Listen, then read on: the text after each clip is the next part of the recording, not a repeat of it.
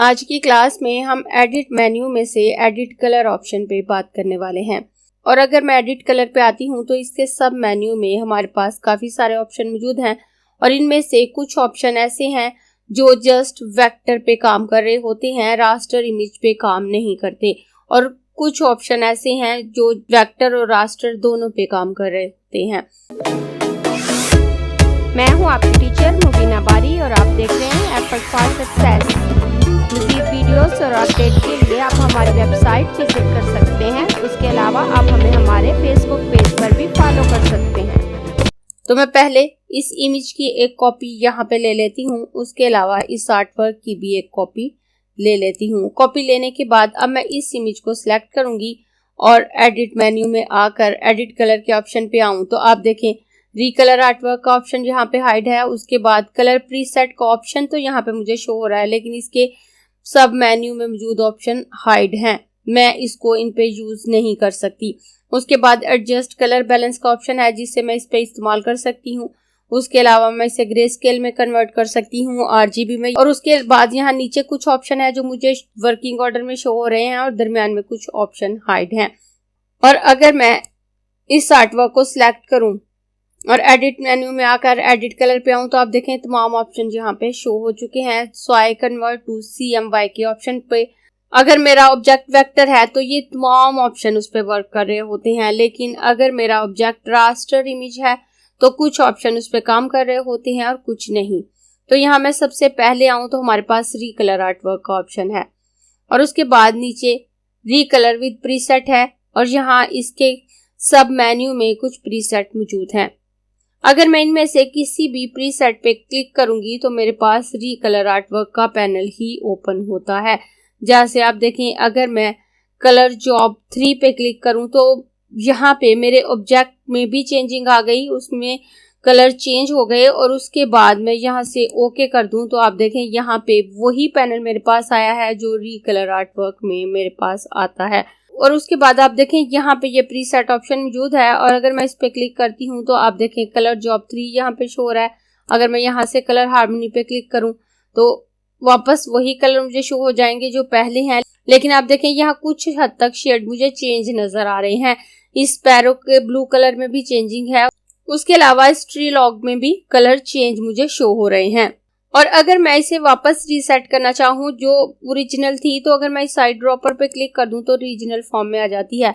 उसके बाद अगर मैं यहाँ से इसके कलर चेंज करना चाहूँ तो यहाँ से भी कर सकती हूँ, यहाँ एडिट कलर पे आके कर सकती हूँ या असाइन पे आके यहाँ से इसके कलर चेंज कर सकती हूँ। अगर मैं यहाँ पे क्लिक करके इसके कलर को चेंज करके इसे ये वाला कलर दे देती हूँ और ओके कर दूं तो आप देखें ये कलर चेंज हो गया। उसके बाद अगर मैं यहाँ पे क्लिक करके इस कलर को चेंज करके येलो करके ओके कर दूं तो आप देखें इसका कलर येलो हो गया। इस तरह से मैं इसके कलर को चेंज कर सकती हूँ। और अगर मैं तमाम कलर्स को एक साथ चेंज करना चाहूँ तो मैं यहाँ से एडिट ऑप्शन पे आऊँगी और यहाँ लॉक पे क्लिक करके मैं इसके तमाम कलर को एक साथ चेंज कर सकती हूँ। आप देखें अगर मैं इसे यहाँ से मूव करती हूँ तो कंप्लीट आर्टवर्क उसी तरह से चेंज हो रहा है। जैसे जैसे मैं इसको मूव करती जाऊंगी मेरा आर्टवर्क चेंज होता जाएगा। लेकिन रीकलर आर्टवर्क पे मैं ऑलरेडी वीडियो बना चुकी हूँ। रीकलर आर्टवर्क के तमाम ऑप्शंस मैंने डिटेल से 1 बाय 1 बताए हैं। अगर आप उस वीडियो को देख चुके हैं तो आप इस पैनल को सीख चुके होंगे, और अगर आपने वो वीडियो नहीं देखी तो मैं ऊपर लिंक दे दूंगी, आप वो वीडियो देखकर सीख सकते हैं। मैं इसे यहाँ से कैंसिल कर देती हूँ और कैंसिल करने के बाद आप देखें इसमें कोई चेंजिंग नहीं आई और अगर मैं ओके करती तो ये चेंज हो जाती है। मैं दोबारा इसको सिलेक्ट करूंगी, एडिट मेन्यू में आकर यहाँ पे एडिट कलर पे आऊंगी। उसके बाद एडजस्ट कलर बैलेंस है तो ये ऑप्शन वेक्टर और रास्टर दोनों पे वर्क कर रहा होता है। अगर मैं यहाँ पे क्लिक करती हूँ तो आप देखें मेरे पास इस तरह का पैनल आया है। अब यहाँ पे अगर मैं इसमें से रेड की क्वांटिटी कम ज्यादा करूँ, ग्रीन की या ब्लू की, तो उसी तरह से मेरा कंप्लीट इमेज चेंज होता है। और सबसे ऊपर कलर मोड है तो यहाँ पे ग्रे स्केल, RGB, CMYK और ग्लोब कलर है। तो यहाँ पे अगर मैं ग्रे स्केल करती हूँ तो इसमें ग्रे स्केल वैल्यू आ जाती हैं। और उसके बाद अगर हमारा डॉक्यूमेंट RGB है तो यहाँ पे RGB शो हो रहा होगा, अगर CMYK है तो CMYK शो हो रहा होगा। और उसके बाद एडजस्ट ऑप्शन है कि आप फिल को एडजस्ट करना चाहते हैं या स्ट्रोक को। अगर तो आप दोनों को एडजस्ट करना चाहते हैं तो आप इन पे चेक लगा दें। अगर आप इसमें से किसी एक ऑप्शन से चेक हटाते हैं तो वो ऑप्शन वर्क नहीं करेगा, उस ऑप्शन पे कोई इफेक्ट अप्लाई नहीं होगा। और मैं यहाँ से प्रीव्यू ऑन कर देती हूँ। यहाँ पे अगर मैं रेड की क्वांटिटी ज्यादा करती हूँ अपने इमेज में तो आप देखें मेरा कंप्लीट इमेज इस तरह से चेंज हो रहा है, और अगर मैं रेड की क्वांटिटी कम करती हूँ तो इसमें चेंजिंग कुछ इस तरह से आ रही है, आप देख लें। और उस तरह से अगर मैं ग्रीन की क्वांटिटी ज्यादा करती हूँ तो आप देखें, अगर ग्रीन की क्वांटिटी कम करूँ, अगर ब्लू की क्वांटिटी ज्यादा करती हूँ या ब्लू की क्वांटिटी कम करती हूँ तो इस तरह से मेरा कंप्लीट आर्ट वर्क चेंज हो रहा है। तो अगर मैं अपने पूरे आर्ट वर्क में चेंज अप्लाई करना चाहती हूँ तो मैं इस ऑप्शन से कर सकती हूँ। उसके बाद अगर मैं इस चेंज को इस पे अप्लाई करना चाहूँ तो मैं ओके कर दूंगी, और अगर मैं अप्लाई नहीं करना चाहती, मैं कैंसिल कर दूं तो ये चेंज अप्लाई नहीं होगा। तो एडजस्ट कलर का ऑप्शन हम ज्यादातर रास्टर इमेजेस पे यूज कर रहे होते हैं, क्योंकि उसमें हम किसी भी फिल या स्ट्रोक के कलर को चेंज नहीं कर सकते, क्योंकि वो एक इमेज होता है। अगर हमारे पास वेक्टर आर्टवर्क है तो हम किसी भी पोर्शन को सेपरेटली सिलेक्ट करके उसका कलर चेंज कर सकते हैं, या रिकलर आर्टवर्क का ऑप्शन उस पर यूज कर सकते हैं। तो एडजस्ट कलर का ऑप्शन हम ज्यादातर वेक्टर ऑब्जेक्ट पे इस्तेमाल नहीं करते, बहुत कम करते हैं। हम इसका इस्तेमाल ज्यादातर रास्टर इमेजेस पे करते हैं। तो मैं यहाँ से इसको कैंसिल कर देती हूँ, और कैंसिल करने के बाद मैं इसको सिलेक्ट करूंगी और एडिट मेन्यू में आकर एडिट कलर पे आकर एडजस्ट कलर बैलेंस पे क्लिक करूंगी, और इस पैनल को मैं यहाँ पे रख लेती हूँ। उसके बाद अगर मैं इसके कलर शेडिंग में कुछ चेंजिंग करना चाहती हूँ तो मैं कर सकती हूँ। अगर मैं इसमें रेड की क्वांटिटी ज्यादा करती हूँ, मैं यहाँ से प्रीव्यू ऑन कर देती हूँ, तो आप देखें इसमें कलर स्कीम कुछ इस तरह से आ गई। यहाँ जो बिल्कुल ये डे टाइम की इमेज लग रही है, यहाँ इसकी टाइमिंग चेंज होती नजर आ रही है। मैं इसमें रेड की क्वांटिटी कम कर देती हूँ। उसके बाद अगर मैं इसमें ग्रीन की क्वांटिटी ज्यादा करूँ तो ये वापस इस तरह से ग्रीन होगा, और अगर मैं ग्रीन की क्वांटिटी कुछ कम करूँ तो आप देखें इसमें ऑरेंज शेड आने लगता है। और अगर मैं ब्लू की क्वांटिटी ज्यादा करती हूँ तो ये स्काई पीछे से ब्लू और यहाँ पे कुछ पर्पल सा शेड आने लगेगा, और अगर मैं ब्लू की क्वांटिटी कम करती हूँ तो इमेज कुछ इस तरह से नजर आएगा।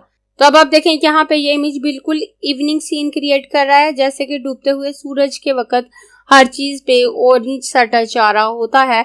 मैं यहाँ से ओके कर दूं तो ये चेंज इस पे अप्लाई हो जाता है। मैं अपने नेक्स्ट डॉक्यूमेंट पे आ जाती हूँ, और नेक्स्ट डॉक्यूमेंट पे आऊं तो इसके बाद ब्लेंडिंग से रिलेटेड कुछ ऑप्शन है। इससे पहले हम ब्लेंड टूल को देख चुके हैं, लेकिन जब हम ब्लेंड टूल को यूज कर रहे होते हैं और हम ब्लेंडिंग करते हैं तो जो दो ऑब्जेक्ट हम लेते हैं उनके दरमियान जब हम ब्लेंडिंग करते हैं उसकी मल्टीपल कॉपीज हमारे पास जनरेट हो रही होती हैं, और वो उन कलर्स को भी ब्लेंड कर रहा होता है और शेप को भी। लेकिन एडिट मेन्यू में मौजूद ब्लेंड ऑप्शन से हम जस्ट कलर की ब्लेंडिंग कर सकते हैं, हमारी शेप ब्लेंड नहीं होती। और अगर हमारी जस्ट 2 शेप है तो भी ये ऑप्शन उन पे वर्क नहीं कर रहा होता। ये 3 या 3 से ज्यादा शेप पे वर्क कर रहा होता है, और जो 2 शेड इसके स्टार्टिंग और एंड पॉइंट पे होते हैं ये उनको मिक्स करके आपको शेड जनरेट करके दे रहा होता है। चाहे आपके ऑब्जेक्ट में कोई भी कलर हो, ये उनको चेंज कर देता है। अब मैं इन 2 ऑब्जेक्ट को सिलेक्ट करूंगी, और सिलेक्ट करने के बाद एडिट मेन्यू में आकर एडिट कलर ऑप्शन पे आऊं तो यहाँ पे ब्लेंड फ्रंट टू बैक है। अगर मैं इस पे क्लिक करूं तो ये मुझे एरर दे रहा है।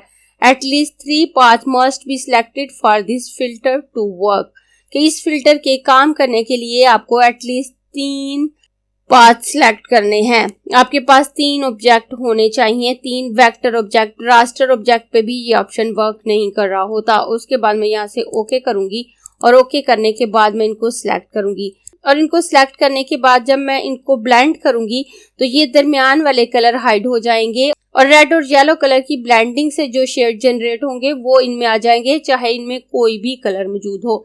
तो मैं एडिट मेन्यू में आकर एडिट कलर पे आकर ब्लेंड फ्रंट टू बैक पे क्लिक करूं तो इसने इन शेड को कुछ इस तरह से जनरेट कर दिया।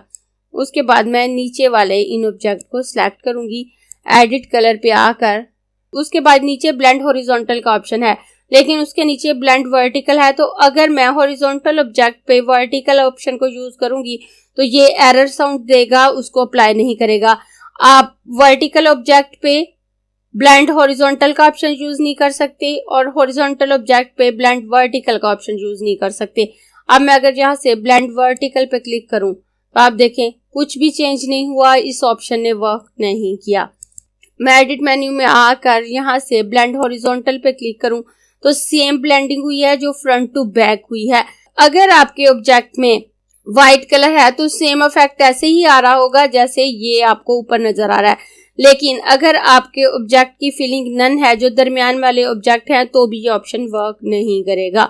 मैं इसको सिलेक्ट करके दिखाऊं तो यहाँ पे आप देखें आपको फिलिंग नन नजर आ रही है। इसको सिलेक्ट करूं तो फिलिंग में व्हाइट कलर है। मैं इन दोनों को सिलेक्ट करूंगी और एडिट मेन्यू में आकर ब्लेंड हॉरिजॉन्टल पे क्लिक करूं तो सेम ब्लेंडिंग होगी। और इन नीचे वाले ऑब्जेक्ट को सिलेक्ट करके एडिट मेन्यू में आकर तो यहाँ से ब्लेंड हॉरिजॉन्टल पे क्लिक करूं तो आप देखें कोई इफेक्ट नहीं आया, इसमें कलर की ब्लेंडिंग नहीं हुई क्योंकि ये बॉक्सेस एम्प्टी थे। इनमें किसी ना किसी कलर का मौजूद होना जरूरी है। इस फिल्टर को अप्लाई करने के लिए हमारे पास कम से कम 3 ऑब्जेक्ट होने चाहिए और वो तीनों के तीनों वेक्टर हों। अगर रास्टर होंगे तो ये ऑप्शन वर्क नहीं करेगा। आपकी कोई भी शेप है, ये आपकी शेप को ब्लेंड नहीं करता, आपकी शेप चेंज नहीं करता। अगर आप डिफरेंट शेप्स भी लेते हैं तो इसकी ब्लेंडिंग पे कोई इफेक्ट नहीं आता। जैसे अगर मैं इसको सिलेक्ट करके इसको डिलीट कर दूं और यहाँ पर एक स्टार शेप ड्रॉ कर लेती हूँ। स्टार शेप ड्रॉ करने के बाद मैं इसमें कोई दूसरा कलर फिल कर देती हूँ। उसके बाद मैं इनको सिलेक्ट करूंगी, एडिट ऑप्शन पे आकर ब्लेंड हॉरिजॉन्टल पे क्लिक करूं तो सेम कलर ब्लेंडिंग हुई है। शेप से इसको कोई कंसर्न नहीं होता इस ऑप्शन को।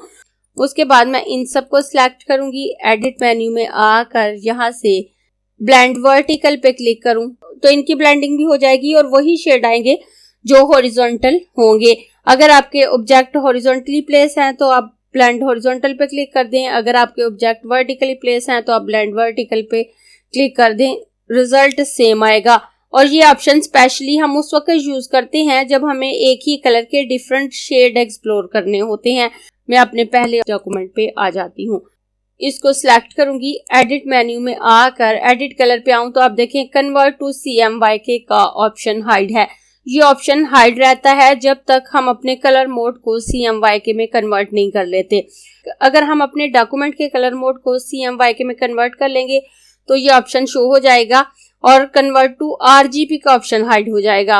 अगर मैं फाइल मेन्यू में आकर कलर मोड पे आकर यहाँ CMYK कलर करती हूँ, उसके बाद इसको सिलेक्ट करूंगी, एडिट मेन्यू में आकर एडिट कलर पे आऊं तो कन्वर्ट टू CMYK का ऑप्शन शो हो चुका है। और उसके बाद अगर मैं इस पे क्लिक करती हूँ तो ये आर्ट वर्क जो मैंने सिलेक्ट किया है ये CMYK कलर में कन्वर्ट हो जाता है। और स्पेशली जब हमें अपनी फाइल को प्रिंट के लिए भेजना होता है तो हम CMYK कलर ही चूज करते हैं। मैं दोबारा फाइल मेन्यू में आकर डॉक्यूमेंट कलर मोड पे आकर कलर मोड को RGB करूं तो ये RGB में कन्वर्ट हो जाता है। मैं इसको सिलेक्ट करूंगी, एडिट मेन्यू में आकर एडिट कलर पे आऊंगी और यहाँ से अगर मैं कन्वर्ट टू RGB पे क्लिक करूं तो ये RGB में कन्वर्ट हो जाता है। उसके बाद दोबारा एडिट मेन्यू में आऊंगी, एडिट कलर पे आकर next convert to grey scale है। अगर मैं इस पे क्लिक करूं तो मेरा ऑब्जेक्ट ग्रे स्केल में कन्वर्ट हो जाता है। इसमें सिर्फ ग्रे स्केल वैल्यू रह जाती हैं। मैं कंट्रोल Z कर देती हूँ। उसके बाद मैं दोबारा एडिट मेन्यू में आकर एडिट कलर पे आऊं तो उसके बाद इन्वर्ट कलर है। अगर मैं इस पे क्लिक करती हूँ तो मेरे कलर इन्वर्ट हो जाते हैं और रिजल्ट कुछ इस तरह से आ रहा है। मैं कंट्रोल Z कर देती हूँ और दोबारा एडिट मेन्यू में आकर एडिट कलर पे आऊंगी और इन्वर्ट कलर के बाद हमारे पास ओवर प्रिंट ब्लैक का ऑप्शन है जिसे हम ऑलरेडी देख चुके हैं। और उसके बाद सैचुरेट है। अगर मैं इस पे क्लिक करती हूँ तो यहाँ से मैं इसमें कलर की इंटेंसिटी कम ज्यादा कर सकती हूँ। अगर मैं प्रीव्यू ऑन करती हूँ और ऑन करने के बाद यहाँ मैं कलर की इंटेंसिटी ज्यादा करूँ तो मेरे कलर डार्क हो जाएंगे और अगर मैं इनकी इंटेंसिटी कम करती हूँ तो आप देखिए मेरे तमाम कलर लाइट हो गए। सैचुरेशन से मैं कलर की क्वांटिटी कम ज्यादा कर सकती हूँ। मैं जैसे जैसे क्वांटिटी ज्यादा करूंगी इनमें कलर की क्वांटिटी ज्यादा हो जाएगी और शेड चेंज हो जाएंगे। ये शेड काफी डार्क है। मैं यहाँ से अगर ओके करूं और ओके करने के बाद आप देख सकते हैं कि इसके शेड डार्क हो गए।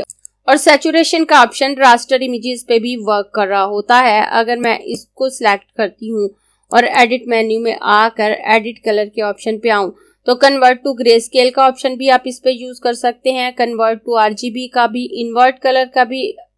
अगर मैं इन्वर्ट कलर करूं तो आप देखें इसमें कलर इस तरह से आ गए। मैं Ctrl+Z कर देती हूँ और दोबारा एडिट मेन्यू में आऊंगी। एडिट कलर पे आकर सैचुरेशन पे क्लिक करूंगी। तो अगर मैं यहाँ पे इन कलर की क्वांटिटी थोड़ी कम करना चाहूँ तो मैं कर सकती हूँ। मैं प्रीव्यू ऑन करूंगी तो यहाँ नो सैचुरेशन कलर फॉन्ट मुझे शो हो रहा है और ओके कर दूंगी। ओके करने के बाद अब अगर मैं इसको थोड़ा सा कम करूं तो मुझे दोबारा इस तरह से एरर मैसेज भी आता है, लेकिन इफेक्ट भी शो हो जाता है और मैं यहाँ से ओके करूंगी। तो आप देखें यहाँ मैंने इंटेंसिटी 0 कर दी तो रिजल्ट इस तरह से आ रहा है। बिल्कुल इसमें से कलर की इंटेंसिटी कम हो चुकी है। लेकिन आप जितनी दफ़ा इसको अप्लाई करेंगे उतनी दफ़ा एरर मैसेज आपके पास आएगा। तो आप यहाँ से इसकी इंटेंसिटी कम ज़्यादा कर सकते हैं। जब आप इसको वेक्टर पे अप्लाई कर रहे होते हैं तो आपके पास कोई एरर मैसेज नहीं आता, लेकिन जब आप इसको रास्टर पे अप्लाई करते हैं तो आपके पास एरर मैसेज आ रहा होता है और आप उसको यूज़ करते हुए इसमें कलर की क्वांटिटी कम ज़्यादा कर सकते हैं। और अगर आप रिजल्ट से सेटिस्फाई हैं तो आप ओके कर देंगे तो वो चेंज इस पे अप्लाई हो जाएगा। एडिट कलर में मौजूद तमाम ऑप्शन हमने देख लिए हैं और उसके बाद एडिट ओरिजिनल के ऑप्शन को हम देख चुके हैं। ट्रांसपेरेंसी फ्लैटन प्रीसेट के ऑप्शन को भी हम देख चुके हैं और प्रोस्पेक्टिव ग्रिड प्रीसेट के ऑप्शन को भी हम देख चुके हैं। तो अपनी नेक्स्ट क्लास में हम print preset, Adobe PDF preset और SWF प्रीसेट के तीनों ऑप्शंस को देखेंगे। अगर आपको ये क्लास पसंद आई है तो लाइक कीजिए, अपने दोस्तों के साथ शेयर भी कीजिए ताकि वो भी सीख सके। आप अपने क्वेश्चंस और व्यूज नीचे कमेंट बॉक्स में लिख सकते हैं और अगर आपने चैनल सब्सक्राइब नहीं किया तो प्लीज सब्सक्राइब कीजिए ताकि आपको आने वाली वीडियोस का नोटिफिकेशन फौरन से मिल सके।